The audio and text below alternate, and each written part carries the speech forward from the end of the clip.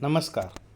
महाराष्ट्र शासन शालेय शिक्षण व क्रीडा विभाग यांचे दिनांक 19 जानेवारी 2026चे पत्र.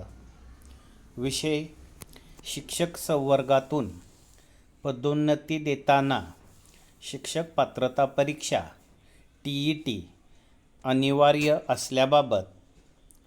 या ठिकाणी संदर्भ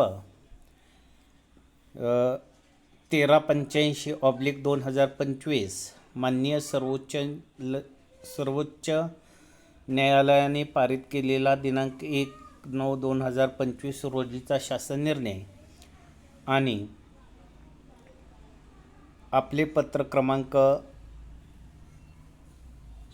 301/2025 दिनांक 4/11/2025 नुसार महोदय, वरील संदर्भ क्रमांक 1 मधील न्याय निर्णयाच्या पार्श्वभूमीवर शिक्षक संवर्गातून पदवीधर शिक्षक, मुख्याध्यापक, समूह साधन केंद्र समन्वयक, केंद्र प्रमुख व विस्तार अधिकारी शिक्षण या पदावर पदोन्नती प्रकरणी कार्यवाही करण्याबाबत शासन स्तरावरून योग्य ते मार्गदर्शन मिळावे अशी विनंती येथील पत्रान्वये आपण केली आहे.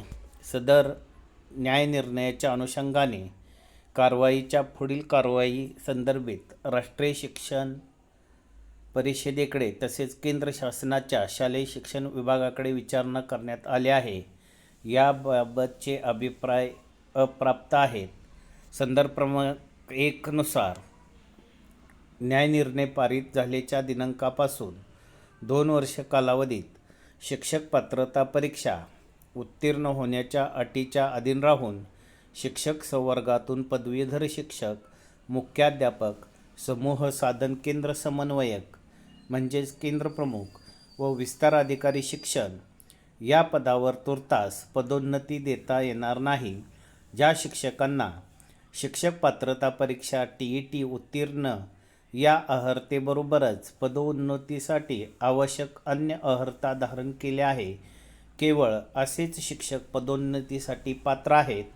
सदर पत्र विधी व न्याय विभागाच्या अनौपचारिक संदर्भ क्रमांक 245/2025 6/1/2026 अन्वये प्राप्त झालेल्या त्या विभागाच्या अभिप्रायानुसार निर्गमित करण्यात येत आहे.